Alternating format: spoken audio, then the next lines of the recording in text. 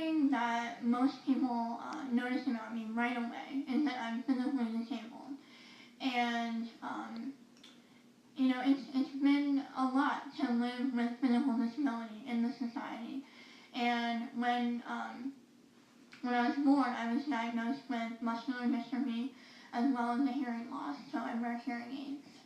And it was really hard for me when I was in my early 20s to get an additional diagnosis of having major depression and anxiety and PTSD, because I felt like, it was so hard to accept that my body and now as well as my mind was impaired.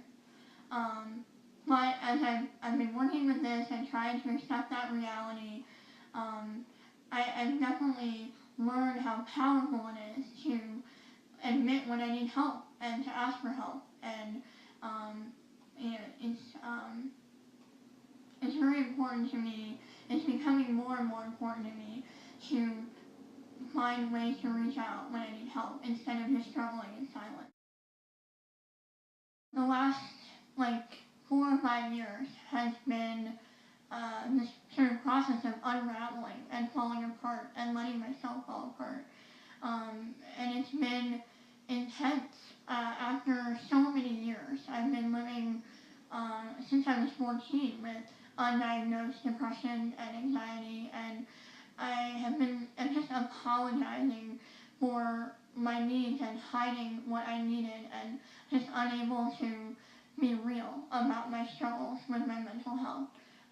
And so it's been incredibly scary but very liberating to work deliberately on letting go and falling apart and trusting that people will be there to catch me as I let myself fall.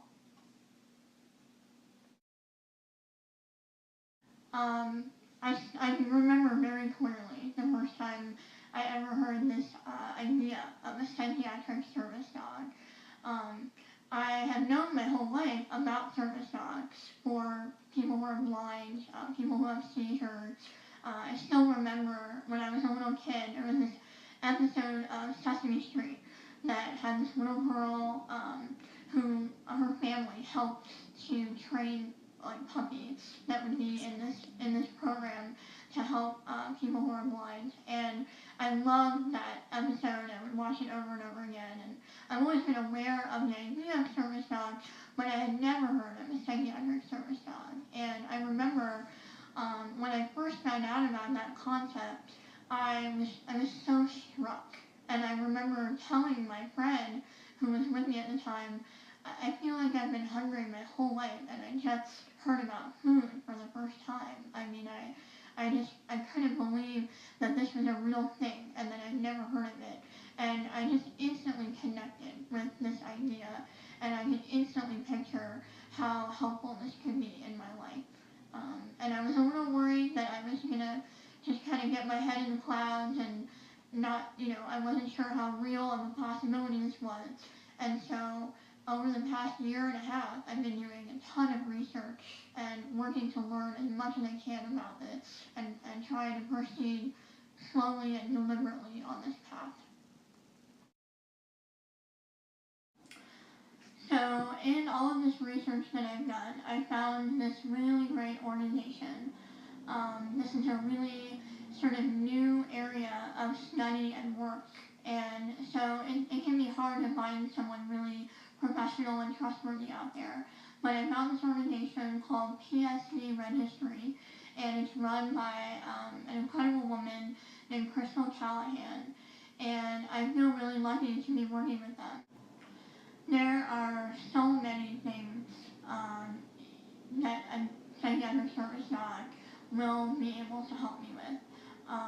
For example, I have a really hard time with sleep issues, and having a dog to help me wake up in the morning, get to work on time, keep a regular schedule is really helpful. I know that routines are an important part of my life, and yet I do struggle to maintain routines.